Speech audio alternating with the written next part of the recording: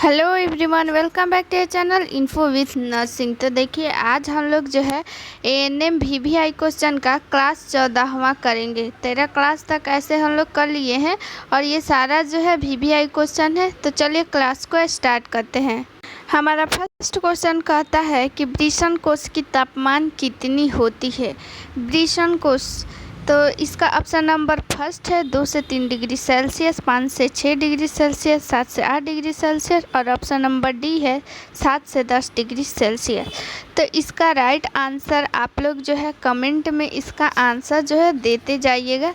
तो इसका right answer होने वाला है ऑप्शन नंबर ए, 2 से 3 डिग्री सेल्सियस जो है वृषण कोश की तापमान होती है। तो बात करते हैं आखिर वृषण कोश को इंग्लिश में और क्या कहते हैं? एस्क्रूटम, SCROTUM। तो इसका जो है हिंदी इंग्लिश दोनों नाम रखिएगा। एस्क्रूटम जो है इसको इंग्लिश में बोलते हैं। देखिए, आप लोग को इसको फिगर के माध्यम से बताते हैं। देखिए, ये जो है ये पूरा वृषण कोश है और इस वृषण कोश यानी एस्क्रूटम है और इस एस्क्रूटम के अंदर रहता है टेस्टिज और इसी टेस्टिज के अंदर जो है वो स्पर्म जो है वो कलेक्ट रहता है और ये जो है उदर गुहा के बाहर होता है। तो बाहर रहने का कारण क्यों है? तो देखिए, ये जो है स्पर्म जो होता है टेस्टिज के अंदर क्या होता है? स्पर्म होता है। तो बाहर रहने का सबसे कारण ये है कि अंदर का तापमान जो है बॉडी के अंदर का तापमान वो होता है ज़्यादा और वो ज़्यादा तापमान पे स्पर्म जो है वो ज़िंदा नहीं रह सकता, इसलिए ये जो है बाहर रहता है और इसका जो है टेम्परेचर 2 से 3 डिग्री सेल्सियस रहता है, जिससे कि शुक्राणु का जो है वो निर्माण होता है। और ज़्यादा तापमान अगर रहेगा तो वहाँ पे शुक्राणुओं का निर्माण वो जो है नहीं हो पाएगा, जब तक उसको अपना अनुकूल तापमान नहीं मिल पाएगा शुक्राणु यानी स्पर्म का निर्माण नहीं हो पाएगा। तो ये चीज़ हम लोग समझ गए। तो चलिए अगला क्वेश्चन देख लेते हैं। अगला क्वेश्चन क्या कहता है? देखिए, बहुत ही इम्पोर्टेंट क्वेश्चन है, इसको जो है वीवीआई कर लीजिए। ये क्वेश्चन आएगा 1 नंबर किसी न किसी भी अगर जो शिफ्ट में ये क्वेश्चन पूछेगा कि स्तनपान बंद करना को क्या कहते हैं। अगर कोई माँ जो है अपने बच्चे को दूध पिला रही है तो जो है उसको स्तनपान बंद कर देती है। स्तनपान बंद कब करती है आप लोग कमेंट में बताइए। देखिए, स्तनपान जो है बंद वो 12 से 18 मंथ होता है, तो वो बंद कर देना चाहिए। तो इसको जब बंद किया जाता है स्तनपान, तो उसी को क्या बोलेंगे? ऑप्शन नंबर फर्स्ट है वीनिंग, IUCD, मोनोपॉज की लाइटनिंग। तो इसका राइट आंसर क्या हो जाएगा? वीनिंग। देखिए, IUCD जो है IUCD तो एक क्या है? इंट्राइन कंट्रासेप्टिव डिवाइस, इसका फुल फॉर्म होता है। ये स्पर्म और एग को जो है रोकने में मदद करता है, जिससे कोई भी लेडी जो है प्रेग्नेंट नहीं हो पाती है। तो ये चीज़ इसका काम हो गया। और मोनोपॉज में क्या होता है? मोनोपॉज में जो मेंस्ट्रुअल साइकिल होती है वो एक एज आती है। वो एज कौन सा है आप लोग कमेंट में बताइए, किस एज के बाद मोनोपॉज आ जाती है। देखिए, पॉज इसमें लगा है लास्ट में। पॉज मतलब क्या? PAUSE। कोई भी आप लोग वीडियो देखते हैं तो आप लोग उसको पॉज कर देते हैं, यानी कि क्या मतलब उसको रोक देते हैं। तो यही मतलब हुआ मोनोपॉज, मतलब मेंस्ट्रुअल साइकिल जो है जब एक एज आती है 45 एज लगभग देता है, औसत में एवरेज 45 एज जाते जाते मोनोपॉज आ जाता है, यानी मेंस्ट्रुअल साइकिल जो है वो रुक जाता है। तो उसी को जो है हम लोग मोनोपॉज बोलेंगे। और लाइटनिंग किसको बोलेंगे? जब कोई लेडी जो है प्रेग्नेंट रहती है, तो वो प्रेग्नेंट रहती है तो जब अंदर जो बच्चा रहता है यानी फीटस जो रहता है उसको फीटस बोलेंगे। अभी जो भ्रूण बन जाता है उसके बाद से भ्रूण को जो है उसको फीटस बोलेंगे। भ्रूण को ही इंग्लिश में क्या बोलते हैं? फीटस। तो वही भ्रूण जो है जब यूट्रस में आ जाता है, यूट्रस में खिसक जाता है, नीचे की तरफ आ जाता है, तो उसी को जो है हम लोग लाइटनिंग बोलेंगे। जब वो नीचे खिसक जाता है तो माँ को जो है सांस लेने में आसानी हो जाती है, वो लाइट फील करती है यानी हल्का फील करती है, तो उसी को हम लोग लाइटनिंग बोलेंगे। ठीक है, सारा ऑप्शन हम लोग क्लियर कर लिए। तो इसका राइट आंसर क्या हो जाएगा? वीनिंग बोलेंगे। जब कोई लेडी जो है स्तनपान अपने बच्चे को बंद कर देती है तो उसको हम लोग बोलेंगे वीनिंग। देखिए सबसे और एक इम्पॉर्टेंट बात बता देते हैं कि बच्चे के जो है कितने मंथ तक सिर्फ़ और सिर्फ माँ का दूध देना चाहिए, ये भी इम्पॉर्टेंट क्वेश्चन है। तो 6 माह तक जो है वो माँ को सिर्फ़ और सिर्फ माँ जो है बच्चे को सिर्फ़ और सिर्फ माँ का ही दूध देना चाहिए। इसके ऊपरी आहार 6 माह के बाद ही देना चाहिए। जो भी तरल जैसे दाल का पानी हो गया, मैसा हुआ फल जैसे कि केला, ये सब मैश कर दिया जाता है, तो ये सब जो है 6 मंथ के बाद ही देना चाहिए। ठीक है, चलिए अगला क्वेश्चन देख लेते हैं। 3 नंबर क्वेश्चन इम्पोर्टेंट क्वेश्चन है और ये फ्री का नंबर है। ये ऐसा क्वेश्चन जो है इजी क्वेश्चन है, ये भी क्वेश्चन पूछता है। तो चलिए, इन्फेंट किसे कहते हैं? 1 वर्ष की उम्र तक, कि 6 माह तक, कि 2 साल तक, कि 5 साल तक? देखिए इसका राइट आंसर क्या हो जाएगा? 1 वर्ष तक। 1 वर्ष यानी बच्चा जब जन्म लेता है, जब जन्म लेगा तब वो जन्म से लेकर 1 वर्ष तक उसको हम लोग बोलेंगे इन्फेंट। ठीक है, इन्फेंट बोलेंगे। देखिए अगर आप लोग को जो है इसका पीडीएफ चाहिए तो पीडीएफ के लिए जो आप लोग टेलीग्राम चैनल जो है आप लोग ज्वाइन कर लीजिए। डिस्क्रिप्शन में लिंक है, ये पीडीएफ आप लोग को सारा फ्री में मिलेगा और वहाँ पे आप लोग को और सारा जितना अपडेट रहता है वहाँ पे बता दिया जाता है। तो आप लोग जो है इन्फो विथ नर्सिंग भी आप लोग सर्च करके ज्वाइन कर सकते हैं टेलीग्राम में, या फिर डिस्क्रिप्शन में लिंक है वहाँ से भी आप लोग ऐड हो सकते हैं। चलिए अगला क्वेश्चन देख लेते हैं।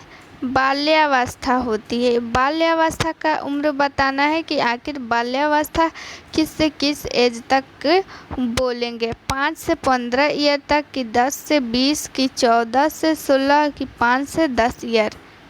तो इसका राइट आंसर क्या हो जाएगा? इसका राइट आंसर होगा 5 से लेकर 15 वर्ष तक जो है वो बाल्यावस्था होती है। उसके बाद से 15 ईयर से जब ज़्यादा होती है तो उसको हम लोग बोलते हैं किशोरा अवस्था, यानी कि प्यूबर्टी एज बोलते हैं।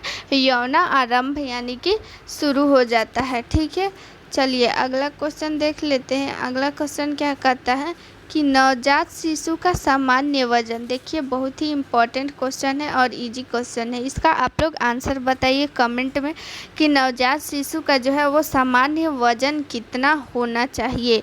2 से 2.5 केजी, कि 2.5 से 3 केजी, कि 3 से 3.5 केजी, कि 3 से 4 केजी? तो इसका राइट आंसर क्या हो जाएगा? इसका राइट आंसर हो जाएगा 2.5 से 3 केजी के बीच में जो है वो सामान्य वजन होता है। देखिए जब जो है एक लो बर्थ बेबी होता है, लो बर्थ बेबी, तो उसको जो है हम लोग कितना बोलेंगे? जब वो 2.5 केजी से कम हो जाता है तो उसको लो बर्थ बेबी बोलेंगे। ठीक है, चलिए अगला क्वेश्चन देख लेते हैं। अगला क्वेश्चन क्या कहता है कि नवजात शिशु की लंबाई, बहुत ही इम्पोर्टेंट क्वेश्चन है। नवजात शिशु की लंबाई कितनी होती है? 40 से 50 सेंटीमीटर, 50 से 60, कि 48 से 50, कि 60 से 65 सेंटीमीटर? तो इसका राइट आंसर क्या हो जाएगा? 48 से 50 सेंटीमीटर। इसको रट लीजिए। ठीक है, बहुत ही इम्पोर्टेंट है एग्जाम के रिगार्डिंग, बहुत ही इम्पोर्टेंट। 48 से 50 सेंटीमीटर कितना होता है नवजात शिशु का लंबाई? 48 से 50 सेंटीमीटर होता है। चलिए अगला क्वेश्चन देख लेते हैं। 7 नंबर क्वेश्चन क्या कहता है कि लोकिया क्या है? लोकिया यहाँ पे लिखा है, यहाँ पे लोकिया होगा। लोकिया क्या है? योनि से होने वाला स्राव, इसका रंग लाल हो सकता है, गंध जो है बदबूदार होती है, कि इनमें से सभी? लोकिया क्या है, उसका लक्षण क्या है, यही हम लोग को बताना है। तो इसका राइट आंसर क्या हो जाएगा? इनमें से सभी। चलिए लोकिया के बारे में जो हम लोग डिटेल में जानते हैं कि आखिर जो है वो लोकिया क्या है। देखिए जब कोई लेडी प्रेग्नेंट होती है उसके बाद से वो बच्चा जो है डिलीवर हो जाता है, उसके बाद से जो है उस लेडी के जो है योनि से, यानी क्या बोलेंगे योनि के इंग्लिश में? वेजाइना, यानी वेजाइना से जो है 14 दिन तक यहाँ पे लिख दे रहे हैं, 14 दिनों तक है एक स्राव होता है, उसी को जो है हम लोग लोकिया बोलते हैं। लोकिया का जो है वो 3 तरह का होता है, यानी ये 3 कलर में होता है। इसका कलर पूछता है कि आखिर जो है ये लोकिया जो है 3 तरह का हो गया क्या, लोकिया रुब्रा हो गया, एक जो है लोकिया रुब्रा होता है, और लोकिया सेरोसा होता है, लोकिया सेरोसा होता है, और फिर जो है तीसरा होता है लोकिया अल्बा। इसी का जो है एग्ज़ाम के दृष्टि से बहुत ही इम्पोर्टेंट है। इसका कलर पूछ देता है कि आखिर जो है लोकिया रुब्रा किस कलर का होता है, लोकिया सेरोसा किस कलर का होता है, लोकिया अल्बा किस कलर का होता है। तो इसको हम लोग याद रखेंगे कि लोकिया रुब्रा, रुब्रा में आर है यानी कि ये रेड कलर का होगा। सेरोसा जो है वो पिंक कलर का होता है, ठीक है, यानी कि भूरा लाल जो होता है ब्राउन टाइप का वही। तो सेरोसा का जो है वो पिंक लिखता है, तो लोकिया सेरोसा का कलर क्या हो जाएगा, पिंक। और अल्बा का जो है वो हल्का येलो यानी कि हल्का पीला कलर का जो है वो अल्बा होता है। लोकिया रुब्रा, सेरोसा और अल्बा तीनों को हम लोग याद रखेंगे, इम्पॉर्टेंट है। क्वेश्चन पूछता है कि लोकिया रुब्रा किस कलर का होता है, तो लोकिया रुब्रा जो है वो रेड कलर में हो जाएगा। लोकिया सेरोसा जो है, लोकिया सेरोसा किस कलर का, पिंक कलर का। लोकिया अल्बा हो जाता है ये जो है हल्का येलो, या फिर इसको जो है वाइट भी लिखता है कहीं कहीं, तो हम लोग इस चीज़ को भी ध्यान में रखेंगे। लोकिया रुब्रा जो है, रुब्रा रेड हो गया, सेरोसा जो है वो पिंक हो गया, अल्बा जो है, अल्बा को हम हल्का पीला या फिर वाइट जो है बोल सकते हैं।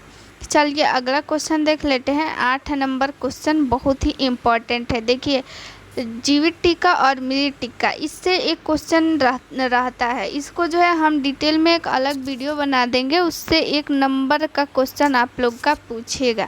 तो इसको हम लोग यहाँ पे अभी केवल ऑप्शन के हिसाब से ही देख लेते हैं, उसके बाद इसको डिटेल में अलग से वीडियो में देख लेंगे, नहीं तो वीडियो जो है ये लंबा हो जाएगा। 2 जीवित टीकों लगाने के लिए न्यूनतम अंतराल की अनुमति दी जानी चाहिए, यानी जब 2 जीवित टीका लगाया जाता है तो उनके बीच जो है कितना जो है अंतराल होना चाहिए, यानी न्यूनतम अंतराल कितना होना चाहिए, यही पूछ रहा है। जीवित टीका क्या है, मृत टीका क्या है, कौन सा जीवित टीका है, कौन मृत टीका है, ये सारा जो है हम लोग डिटेल में जानेंगे नेक्स्ट वीडियो में। 2 सप्ताह, 4 सप्ताह, 2 महीना, 4 महीना, तो इसका राइट आंसर क्या हो जाएगा, 4 सप्ताह, यानी कि 28 दिन लगभग में हो जाएगा कि 28 दिन का कम से कम 2 जीवित टीके के बीच में गैप होना चाहिए। अगला क्वेश्चन देख लेते हैं कि जो कोई भी, अगला क्वेश्चन क्या कहता है कि गर्भावस्था और स्तनपान में कैल्शियम की दैनिक आवश्यकता क्या होती है, यानी कि कोई भी लेडी जब प्रेग्नेंट होती है या फिर वो ब्रेस्ट जो है फीडिंग करा रही है यानी स्तनपान करा रही है, तो उस समय कैल्शियम की आवश्यकता उसको कितनी होती है, 1200 मिलीग्राम, 1400 मिलीग्राम कि 1500 मिलीग्राम कि 1600 मिलीग्राम। तो इसका राइट आंसर हो जाएगा 1500 मिलीग्राम होता है। जब कोई जो है लेडी ब्रेस्ट फीडिंग करा रही है तो उस समय उसको जो है 1500 मिलीग्राम तक उसको कैल्शियम की आवश्यकता होती है। देखिए, इसका जो है कैल्शियम का सोर्स कैसे हो सकता है, जैसे दूध से बनी हुई कोई भी चीज़, ये ज़रूरी नहीं है कि आप उसको कैल्शियम का गोली ही दें। कैल्शियम का जो भी सोर्स होता है उसको भी खाकर हम लोग पूरा कर सकते हैं। दूध में जो है सबसे ज़्यादा कैल्शियम मिलता है, तो दूध से बनी हुई कोई भी चीज़ हम लोग खा सकते हैं। अगला क्वेश्चन देख लेते हैं। अगला, ये लास्ट क्वेश्चन है, तो आप लोग को ये वीडियो कैसी लगी आप लोग कमेंट में ज़रूर बताइएगा। और इसका आप लोग को PDF चाहिए तो टेलीग्राम चैनल से ऐड हो जाइए, वहाँ पे आप लोग को मिल जाएगा। मिलते हैं नेक्स्ट वीडियो। थैंक यू, जय हिंद।